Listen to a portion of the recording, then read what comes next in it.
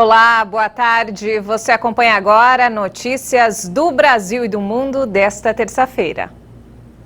E olha só, o Pix completou 1 ano e com novas medidas de segurança. As mudanças começaram a valer hoje. Entre as novas medidas estão o bloqueio preventivo dos recursos por até 72 horas em caso de suspeita de fraude, a notificação obrigatória ao cliente de transações rejeitadas e a devolução de valores pela instituição recebedora, válida para casos de suspeita de fraude ou para falhas operacionais nos sistemas das instituições participantes.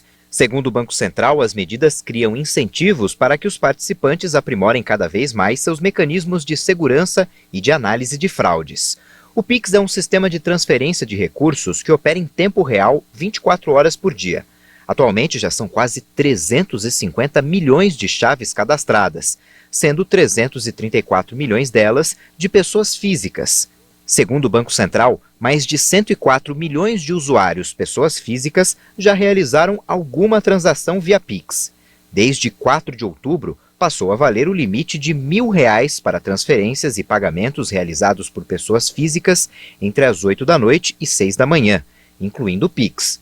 O limite poderá ser alterado a pedido do cliente através dos canais de atendimento eletrônicos.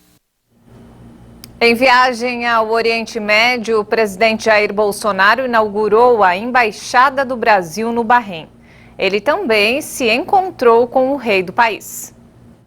Bolsonaro participou da cerimônia de inauguração da Embaixada Brasileira em Manama, no Bahrein. Considerado um país pequeno e muito rico, o Reino do Bahrein desempenha um papel importante na economia mundial, já que foi a primeira nação a descobrir e explorar petróleo no Oriente Médio na década de 60. Atualmente, a exploração de petróleo é responsável por 60% das exportações do Bahrein e por 18% do produto interno bruto nacional. O país também investe na diversificação da economia, com a promoção da atividade industrial e de serviços financeiros. Bahrein também se destaca na produção de aço e o Brasil é um dos principais fornecedores do minério de ferro.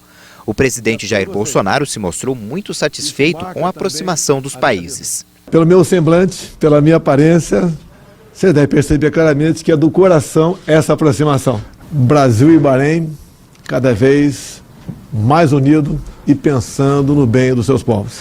Esse é o 4º dia da viagem do presidente ao Oriente Médio. O Bahrein é o 2º destino da comitiva brasileira no roteiro, que começou no sábado em Dubai, nos Emirados Árabes.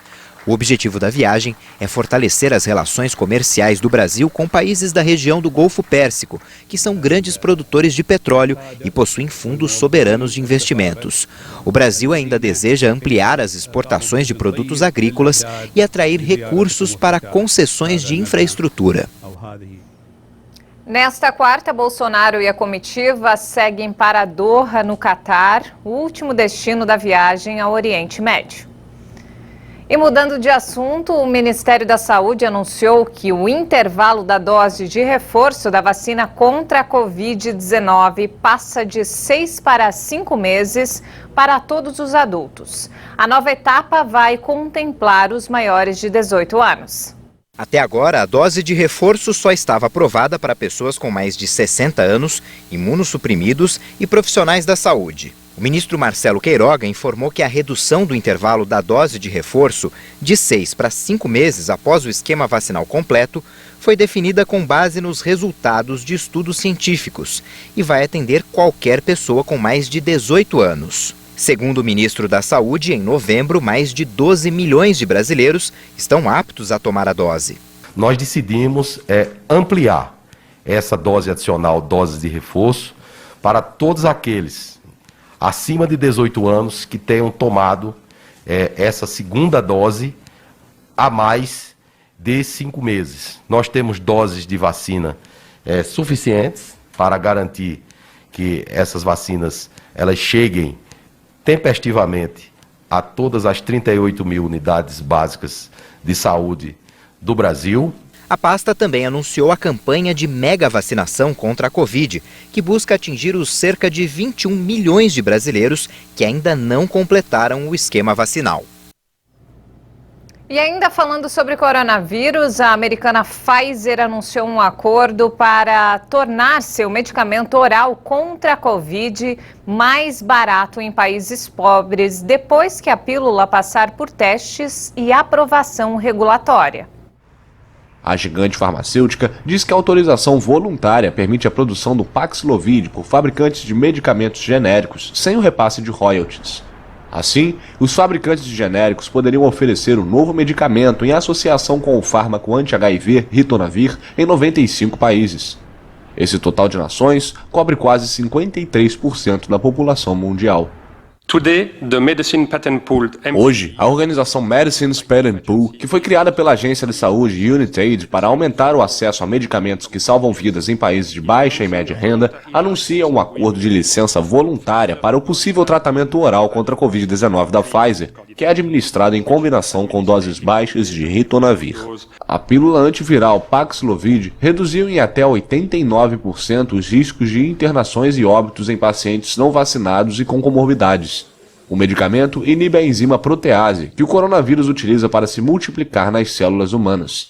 Desta forma, o remédio paralisa a replicação viral e ajuda o organismo da pessoa a se recuperar. A iniciativa segue um acordo semelhante para a rival americana Merck & Co. no mês passado. A Pfizer já produz uma vacina contra a doença com a empresa alemã BioNTech. O Reino Unido elevou para grave o nível de ameaça terrorista no país. Esse é o segundo nível mais alto. A medida ocorre no dia seguinte à explosão de um táxi em frente a um hospital de Liverpool. Este nível de ameaça significa que o risco de um atentado é considerado altamente provável.